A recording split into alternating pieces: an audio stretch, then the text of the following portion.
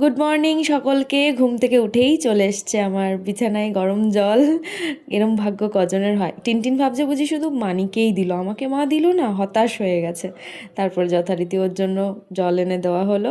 তারপর গরম জলটা শেষ করতে না করতেই বিছানায় চলে এলো, যেটাকে বলে আর কি বেড টি।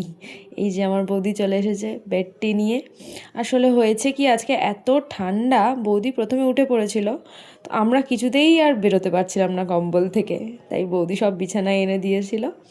তারপরে টিনটিন চাটা খেয়ে একটু গান প্র্যাকটিস করতে বসেছে।